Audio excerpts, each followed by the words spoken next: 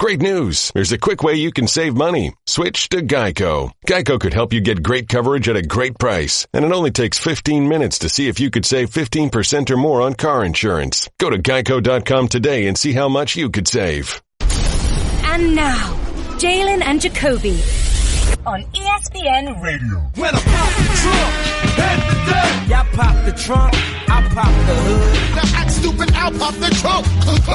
Give me your boom. He is Jalen versus everybody. What up, though? I'm David Jacoby. And on the cool check-in. Center stage on the mic. And we putting it on wax. It's the new style. We're Jalen and Jacoby. What do? We get the people what they want. Of course, we are going to talk about the NCAA investigation. Of course, we're going to talk about the ridiculous play-in tournament idea from the NBA. And we have another failed test in the NBA. This one's big. But we always give podcast exclusive topics. And I want to talk about a couple of the games last night. I want to start with the two national games. I watched them both. I fell asleep at the end of the Warriors game. Not going to lie. It got a little boring. Got to wake up early. But what did you take away from the Wizards, the Wallace Wizards, beating the Cavs at home? I don't look at it as a reason to overreact if I'm a Cavs fan. No, not at all. It's another professional team that was a playoff team that continued to add to its roster. Otto Porter got over a $100 million deal. Kelly Oubre was a first-round pick.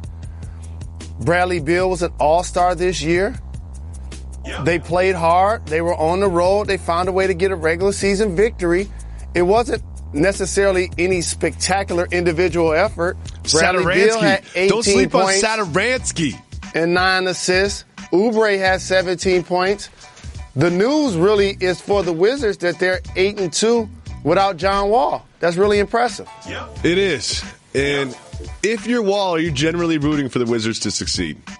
Of course. See, there's hate in my heart and negativity and competitiveness and pettiness, and I don't know if I'm rooting for them to succeed without me. I'm not gonna lie. Let me give you another layer of the relationship that may have you look at it different.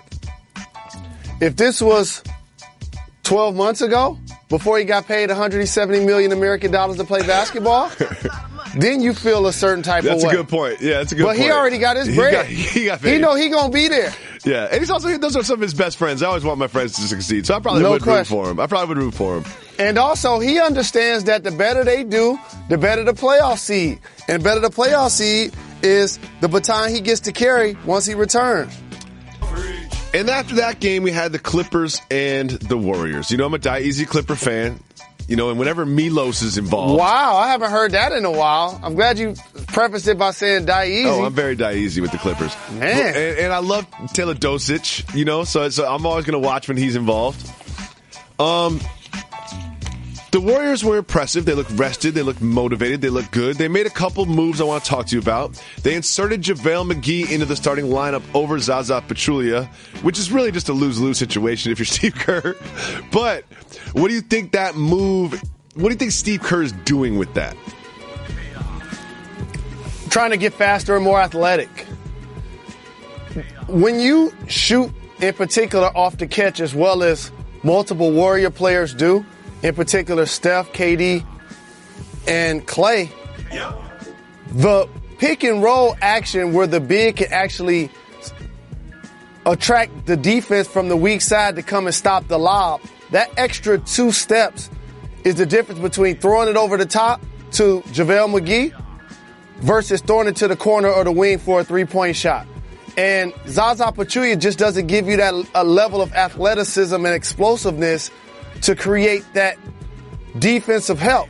So that's one of the reasons. The other reason is JaVale McGee is just a better shot blocker. He's longer, he's taller, and therefore he's going to be more of an intimidator at the rim. But other than that, it's just trying to find a way to keep the tempo up.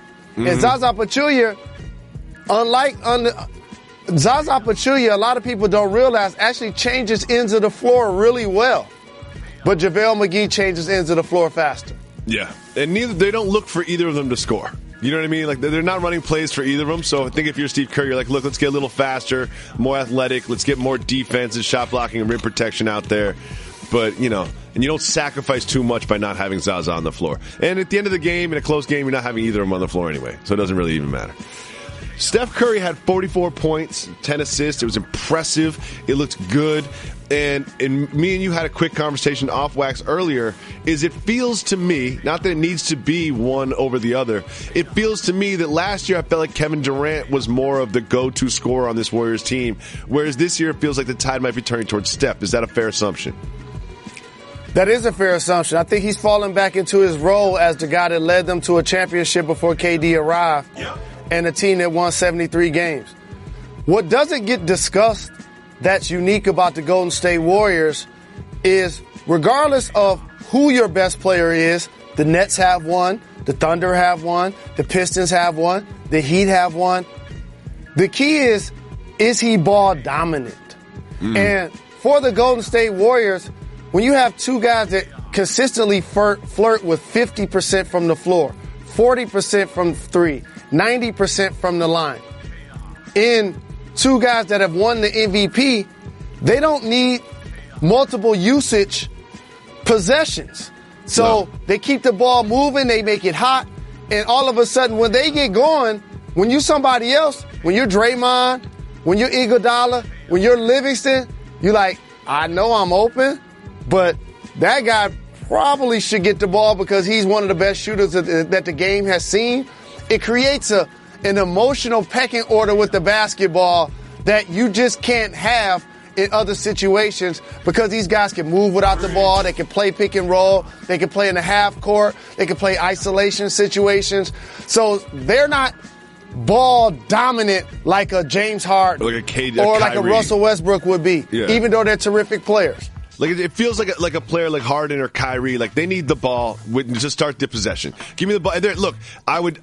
There's some of the best players in the NBA. I'm not disparaging that, but those are ball dominant players. Give me the ball. I'll make something happen for myself and for my teammates. Whereas someone like Steph is like, I'll run around these screens. It's someone else's turn. We can run for somebody else, and he still ends up getting 44 points. It was pretty impressive. I think that we all have fallen in love with the Rockets this year, but I think the same way that you always say that the backup quarterback is always the most popular person in town, is I think that we're all in love with the Rockets because we are all acknowledging the Warriors' dominance. I think the more people convince themselves that the Rockets are this great team and they're going to challenge the Warriors, what they're actually doing is admitting to themselves that they want someone to challenge the Warriors, even though it does not look like in the current landscape there is a team that could. Do you think that the Rockets pose a legitimate threat? I do, sir. And we know about their offensive exploits. Anytime you have James Harden, a guy that's led the league in total points and assists, that's one of the more unique offensive weapons in the history of the NBA. And Chris Paul does give them another creator, another scorer, another leader, another veteran, another guy that's going to be in the Hall of Fame one day. But the thing he does give you is defensive presence and toughness. So now you have he with Ariza and Capella, that's different layers of the floor. And then you can come in with Bamute and Tucker. And so you can mix and match your lineup a lot to have the shooting of Gordon and Anderson or the other guys I just mentioned. They can play multifaceted type of basketball, which you need to do when you advance in the playoffs. And if you look at players 5 through 10, I probably, from a productive standpoint, feel like the Rockets look eye to eye with the Warriors in that manner. I would say that the Rockets have a better bench than the Warriors, but the rotation gets smaller in the playoffs, and we all know who's going to be there at the end of the game. You just alluded to something that gets overlooked so much. In a league that's 3-point happy, the Rockets are a team that plays from the 3-point line or layups. That's what the San Antonio Spurs defended last year. They stood at the 3 line and they stood at the basket. And they suffocated what the Rockets like to do. Now you have Chris Paul that's going to look a lot different. But the reason why I bring that up is when you play that level of basketball, you just alluded to something that I would try to get teams to force the Golden State Warriors to do. Go deeper into that bench. And how do you do that? create fouls. Get fouls, But yep. Mike D'Antoni and the Rockets don't want to stop play. So therefore, they're not creating fouls. So therefore, you can't make the Golden State Warriors go deeper into their bench because they're not in foul trouble. That's a good point. We also had an exciting finish. The Thunder beating the Kings. Russell Westbrook hitting a buzzer beater. How does he get open like that, Jay? It was 1 second. It was a terrific shot. That's one of those things where either you lose or you get beat. When that happens, you got beat. A guy makes a 1 second, herky-jerk three-point shot that was struggling all game. He didn't score 20 points, but he still had a triple-double. It was a terrific play by the reigning MVP. So, Jalen, you know how you have your guys, and I've got a couple guys. One of my guys is on the Kings, and he's starting to blow up. Bogdanovich. No one knows who he is. He's not Boban. He's not a famous international player. He's a rookie on the Kings, and no one's watching Kings games because they're on late and they're a terrible team. But this dude is just so solid. He never makes a bad decision. He never turns the ball over. He plays defense. It feels like he shoots 70% from the floor. He rarely misses shots. And our people at the Ringer, Jonathan Sharks, wrote a big piece about my guy. A long thing about how Bogdanovich needs to get the green light now because the Kings are so bad and they need to develop him and bring him along. And when you see someone else pick up one of your guys like that, you're happy for the guy, but I can't lie. It upset me a little bit. You felt some type of way? I felt some type of way. Make you feel some type of way? I felt some type of way about that. For everybody that's an NBA head and you're on the East Coast and you're up late, you're looking at League Pass, just check out the Kings. Maybe it's in a commercial break during the Thunder or the Warriors game. Just check out the Kings because it is well worth it. As we always do, we'll be taking your phone calls. We'll be looking at your tweets. But we got to give the people what they want.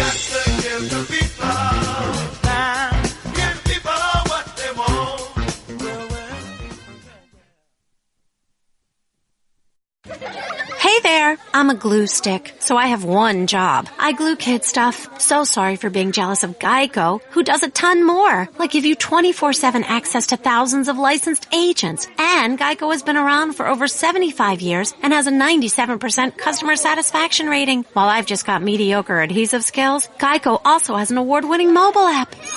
Uh-oh, arts and crafts time. No eating the glue stick, Miss Lydia! Geico. Expect great savings and a whole lot more. Well, fans of college basketball did not get what they wanted this morning. Yahoo has released some of the details from a 300-plus page report. They're the results of an FBI investigation into corruption in college basketball, and there are a lot of players and a lot of teams and a lot of coaches that have been implicated. If you just take a quick look at the teams that are involved, you see big names: Duke, North Carolina, Kentucky. All of the big names, all of the big programs are somewhat involved. All of this is the result of the investigation that seemed to be focused on the offices of Andy Miller, an agent, and Jalen. We hear about a lot of the players and the players' families that were implicated, and the coaches seem to be like one step away from all of this. Could the coaches claim that they don't know about any of this was happening and therefore avoid punishment? Not only can the coaches claim, that's exactly what they will do. That's why in the court of street ethics, they came with the RICO stature laws for this exact reason. Because it's not physically on your person, that doesn't mean that you're not responsible for the distribution or you don't understand actually what's taking place. And this is what takes place in collegiate basketball. I've talked about this topic, I swear, for 25 years. And it really paralyzes me to see how many people have actually come to the other side of this debate. Initially, it was, shut up, be happy you're getting a scholarship. I would love to be in your position to get a scholarship. Yep. And then you realize, wait a minute, collegiate sports is a business. It's commodities that are being recruited, not just players. And so everybody gets a chance to eat. The university, the coaches, the shoe companies. Look at the revenue sources one of these coaches that you just put their schools up can have. get paid by the school, paid by the shoe company, paid for radio, paid for television, paid to endorse, paid to appear, paid to do camps. And so as a player and as families, you're going to find a way to be a part of that payment structure, because other than your scholarship, you're not collecting any dough to be a collegiate athlete. So this has been happening. It's not anything new. It will continue to happen until the NCAA releases the shackles on the system and even make it a fair market value system, which I know they're not going to do. That's not going to happen. Which allow players to make money off their likeness. Or just give players a stipend each semester. It doesn't have to be a multi-million-dollar thing. Look at the money that you're seeing that people allegedly accepted. A lot of this, in the grand scheme of things, can be considered petty things. Mm-hmm. You're not hearing somebody took $500,000 or $1 million to play somewhere. That's real game-changing money that allows me to move my mother out of the neighborhood. That's not what we're hearing in these cases. We're hearing they're giving just enough to make you happy. 75,000 just enough to make you was sign. One of the bigger numbers that you heard, 75,000. But there's also the other end of that spectrum, like Miles Bridges. Some of the investigation details about him are a $70 meal for his family and also a $400 ATM withdrawal receipt that was allegedly for his family. Like, there are levels to this. Do you consider someone who took $75,000 more or less guilty than someone whose family took $400? You can't. It's almost like, is it more of a ticket because you're going a couple of miles per hour beyond the limit, or because you're going 10 miles beyond the limit? You're breaking the rules. You're breaking the rules. You're breaking the rules. So what ends up happening is, not only are you breaking them, you know that you're breaking them. And the problem is that you actually have to break them. That's the initial issue. The NCAA, for a lot of people's knowledge, is designated to be a 501c3. You know what that means? No. They're a non-profit. How about that? In the United States of America, they're able to register themselves as an entity that isn't profitable. And so as long as that dynamic is turned upside down, you're going to continue to see situations like this take place. Everybody's trying to jockey to get an edge, to try to do what they can to excite a player and their family to join their university. So we've seen what happened with Rick Pitino. And based on what I've read about this investigation, the results in the documents is they've implicated this agent, Andy Miller, and his office. They've implicated the players and some of the families of the players. But there is no direct link to the universities or the coaches. Do you think over time there will be that link established and we'll see some of the big names in the college basketball world go down? It's not going to be over time, my brother. It's going to happen right now. Ooh, why's that? Because, unfortunately, we live in a country where I could get decades in prison because I decided to give thousands of dollars to a player to choose a school, but yet that level of discipline doesn't take place in other areas of society.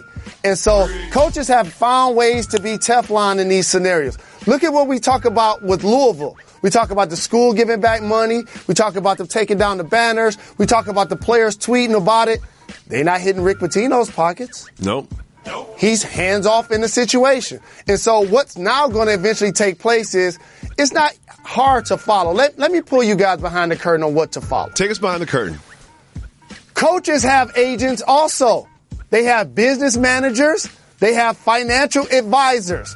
They also are represented by shoe companies. If you want to put two and two together, find said player that finds a way to go to said university that wears said shoe, end up wearing that same shoe in the pros, and or end up working with some of the same people that their college coach worked with on a business front. This is how you tie it back in together. This is making the headlines today. I mean, today, the big news, it's going to be all over. Oh, huge investigation into NCAA college basketball reveals corruption. But the people that have been following college basketball, like yourself and the people watching this program, knows that this has been going on for a long time. John Calipari, 2008, 1996, sanctions. Jim Boeheim vacated 101 victories. Tom Izzo suspended 1 game in 2010. Bruce Pearl, charged with unethical conduct and fired from Tennessee. And those are just the things that have been on wax, that have been officially disciplined for. We know this has been going on for a long time. But my question for you, Jalen, is How does this get fixed? What happens next? What effect will this FBI investigation have on college basketball over the next year or 10 years? Well, here's what happens, and it's unfortunate for the players and the families. Now you suppress the market. And what ends up happening is, instead of third-party individuals or shoe companies or brands finding ways to funnel money to families so that they can actually give it to the players who get out there and compete, now that's going to dry up the market. And that's truly unfortunate, number one, because the NCAA will not take a fiscal hit. The coaches won't take a fiscal hit. But ultimately, the players that were getting these benefits are not going to start being shut off. Do you think the coaches will still manipulate loopholes? We all hear these whispers and stories about how someone's uncle got hired by the university to work in the cafeteria and they're overpaid and they don't show up. Like, we always hear about these little whispers and rumors of ways that they can get around the system. Do you think that will continue to happen? That will continue to happen, and that's the cost of doing business. Yeah. It's almost like when you're recruiting a player, you have to court them like they're the most special player to you. And sometimes you have to do certain things in order to not only tell them, but to show them. Because you know the family dynamic when you're recruiting somebody. You know if they live in a cul-de-sac and have a mailbox, and you know if they don't. You know that right off the top. So you know what you're getting into. That's why major collegiate programs have done a unique recruiting job of now taking players that come from families that already live in the suburbs, that probably had a player already in the league, that's their parent or their uncle, or a fiscal dynamic, so you don't have to worry about that player's wants and needs financially because they're probably a lot further off than the majority of the players that you would normally recruit. On this program, we always joke that the worst thing can happen to you in sports is Bob Lee calls your phone on behalf of an OTL investigation. I think we found out what is worse, an FBI investigation.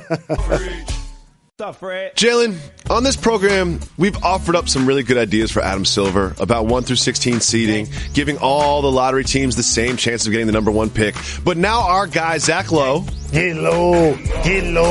He is reporting that the NBA is considering, I can't believe I'm saying this, a play-in tournament to get into the playoffs. It's one of the more ridiculous ideas I have ever heard. It solves nothing, and it's just confusing and weird. But just to give the NBA and Zach Lowe their due, here is what the play-in tournament would look like if it were to be this year right now.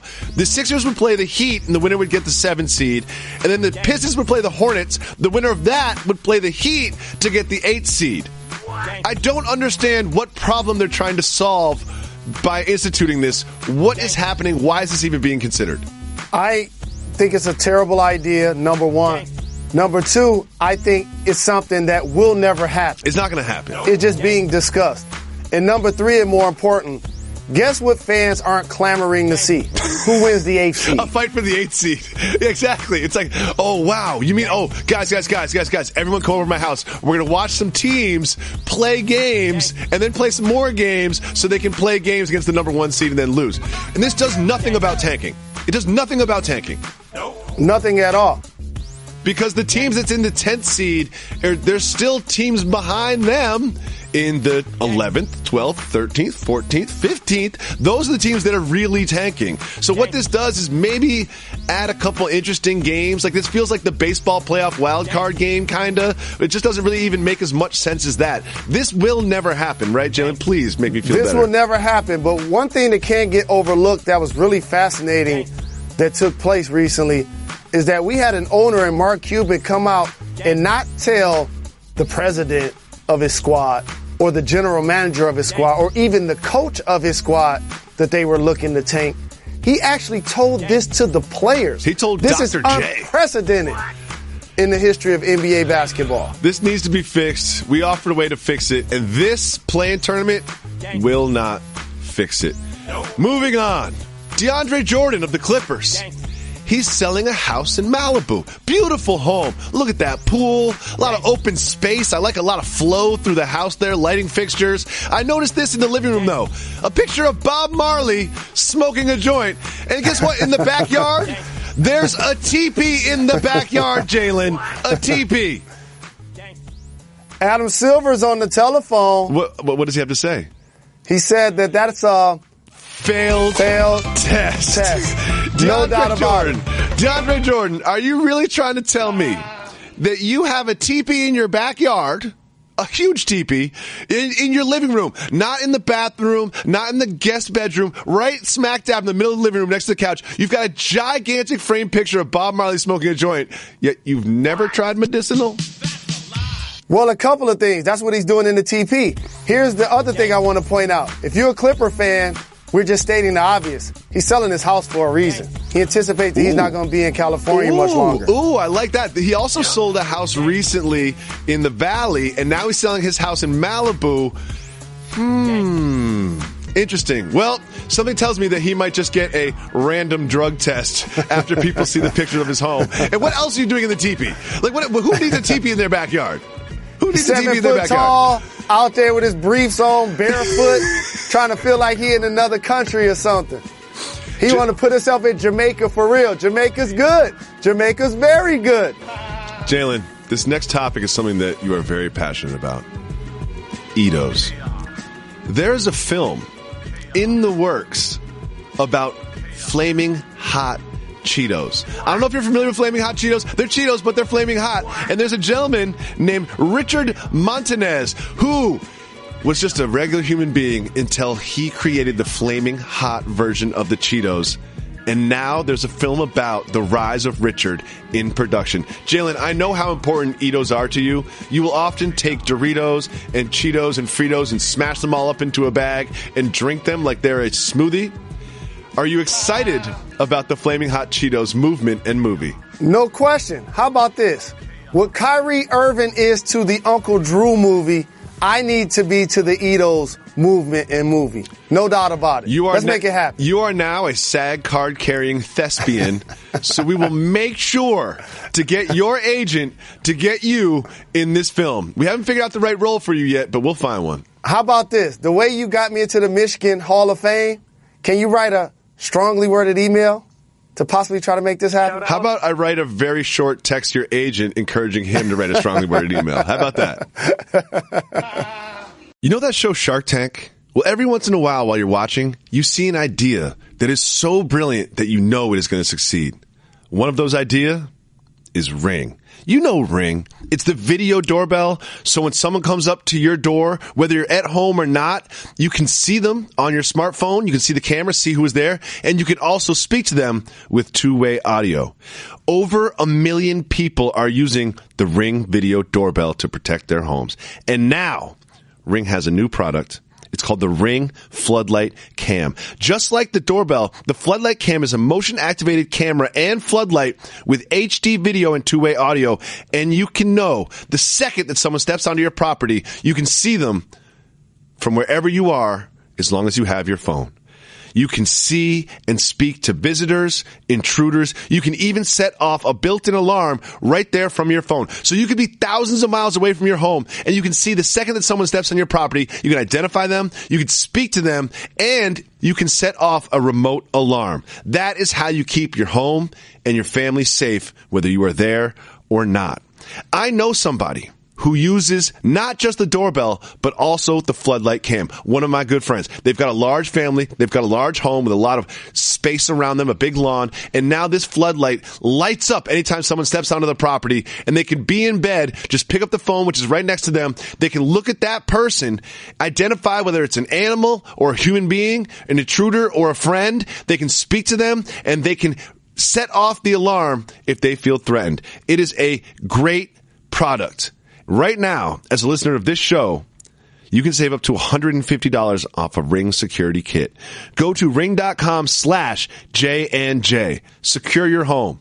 Be able to see who's on your property in seconds just by looking at your phone with the Ring security system. Don't forget, you get $150 off by going to ring.com/J&J. Shout out. As always, we give the people what they want here. Part of that is looking at our Twitter feed at Jalen and Jacoby, opening up our voicemail box. What is it again? 985-80-JALEN. 985-80-JALEN. Leave us a voicemail, and we'll play it on the show just like this. Fellas, I need Reds to hit the brakes on this one, because y'all ain't going to believe it. I'm at work. I work in HR, okay? We got a few job openings available. I'm going through some resumes and applications. Come to this one dude's app. In underwork history, he has associate producer of the Jalen and Jacoby show. Soft move or boss move, fellas. Putting under your work history, associate producer for the Jalen and Jacoby show. I seen that and said, oh, if you gonna get you a job today, let me know something, fellas. Well, thank you for the call. Appreciate the love. It's true. This is interesting. This is really interesting because there's a couple ways this could go.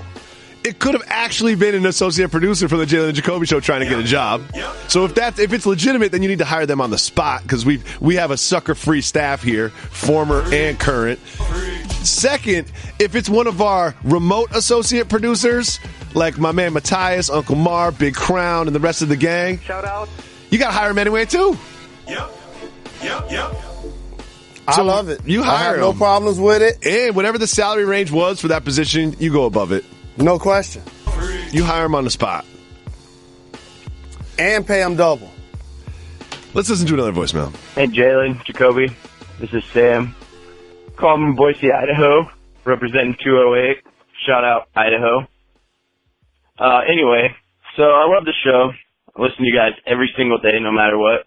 Unless you guys don't give me a pod to step to, then obviously I don't. But I got a quick complaint. So I've called a bunch of times. I followed Reg on Twitter. I shout him out every time. What up, Reg? Shout out Reg, the rest of the staff. And I usually come up with some sort of question, basketball related, sports related, some type of tied into what you guys talk about. And I've never been put on the air. And the other day I called, and I'm listening, hoping to hear my voicemail, and I hear a guy call up and ask, is it cool to fart in the car while your girlfriend is in there? And I'm thinking to myself, just come on, man. Like, you're going to answer that question, and I'm going to take a question about, I heard someone comparing Rodney Hood's game to Jalen's game, and I want to know what Jalen said, and you guys think talking about farting in the car would be better radio than listening to Jalen talk about basketball? I mean, come on. Give the people what they want. Anyway, quick question, since I got my complaint out. One, either you guys ever been to Boise? Because Boise's an underrated city. Also, two, Jalen, I really want to know how you feel. I heard somebody compare Rodney Hood's game to your game. I see some similarities myself, but I want to know how you see it. Anyway, Jalen, Jacoby, love you guys. Love what you do. Keep giving them people what they want. I'm out. I have a lot to say about for the complaint. It's one of my complaints, too. Shout to Boise and shout to our caller. We'll get to his real questions in a second. Whenever I think, and this is really breaking down the third wall, Reggie picks too many topics about the show, not about sports and pop culture. So now we're like a content snake eating its content tail on the program. So now we're talking about what we talk about while we're talking on the show. Another thing, you know why Reggie doesn't play your voicemails? Because he only listens to the first 8 and picks 3 or 4. That's what happens. I'm telling you, I bet Reggie listens to about 15% of the total voicemails that we get. You know when you look at your inbox and it says you've got 500 new emails, you don't read them all? That's what Reggie does. Reggie doesn't listen to them all. That's a great question. Rodney Hood and Jalen comparison, that's a great question. That'll lead to a great conversation about sports, about life, about where you are in your life versus the younger generation. That's an interesting concept. But nope, if you ask about an argument that we had on the show, Reggie will put that on first. And Reggie will always put on someone who's called back and again, because I think this is all just a big way for Reggie to up his Twitter following, to be honest with you. A couple of things. I said it.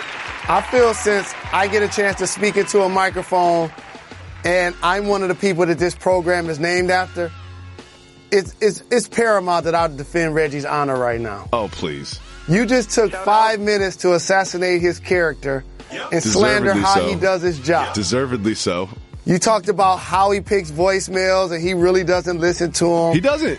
You talked about how he takes topics about the show and turns them into things for us to rediscuss. Yes.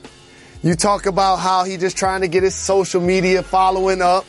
So the first voicemail today was about someone who saw a job application that had Jalen and Jacoby on it. It's not about sports or pop culture. It's about the show.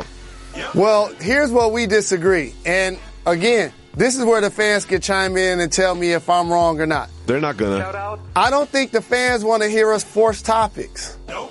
And what ends up happening is, yeah, we could talk about who's going to be the first quarterback taken in the draft. Is Baker Mayfield like Johnny Manziel or not? Or is Jerry Jones going to get Kirk Cousins to come to Dallas? What should they do about Nick Foles? And so, because we don't force topics, I think the personality of our show has not just been one that people listen to us and don't feel like they can't chime in. They feel like associate producers that give us things to talk about. Yeah. And therefore, they're giving us things to talk about that we've invested into the program that they've heard us say. So now, since they feel part of the family, it's only right that somebody calls in. I want to hear that somebody put J&J on a job application. Yeah. I didn't know that was taking place without that caller doing that. Nope. So that was informative for me. You ever been to Boise? I've never been to Boise. I also appreciate being compared to any player. It's an honor, especially one that's a lefty number 5, like There's Rodney Hood. A major difference in your games, though. I see him as a forward with some guard skills. Yep. I feel like I was a guard with forward skills. That's very fair. There's also a glaring difference between the two of your games. He plays defense. Like hard. Like it depends on what team I was on. Yeah, he'll stay in front of a ball handler, like, switch. Like he plays real defense. Wait a minute. There's actually footage in the lexicon where you can see me in 1998, and my role was to guard Michael Jordan. He's pretty good. You could play defense. You definitely could. When you wanted to, or the coach told you to, you had that ability. It's almost worse that you had those flashes of great defense, because that means it was in you your entire career.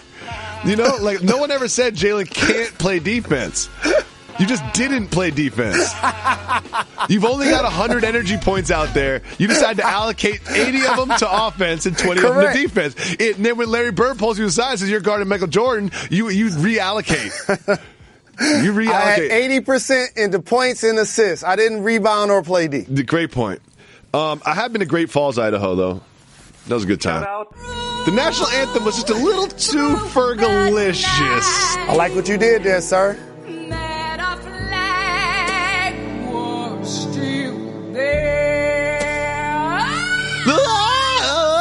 We need to get her to sing at the beginning of our show so I don't have to. Say. I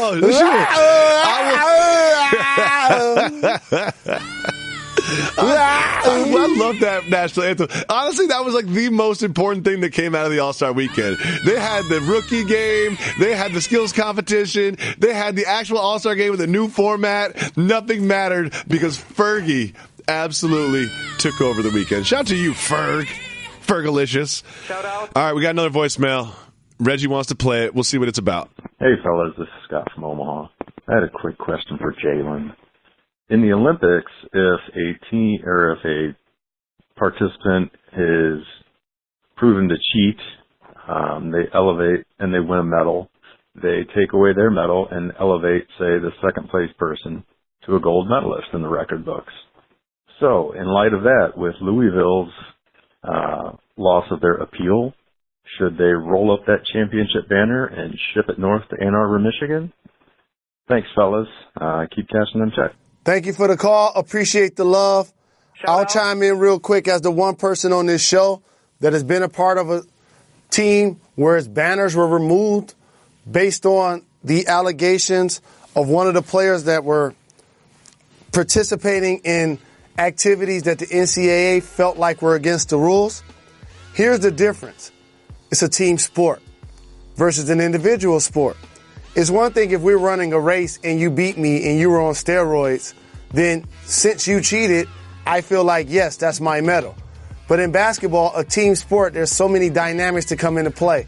And I can't say because athletes were having sex with a stripper at a dorm room that's the reason why they won the championship. Well, you can't say that's not the reason they won the championship. I would say that performance enhancer elevated them and put them in position to not only win the championship. I'm disappointed that they didn't go undefeated. Don't forget, make sure you tell everybody that you listen to the Jalen and Jacoby show. Encourage them to subscribe to the podcast anywhere you listen to podcasts. Make sure you check out the television version of this program every single day at 2 p.m. on ESPN2. We'll be back on Monday because, as always, We're not done. We're not done.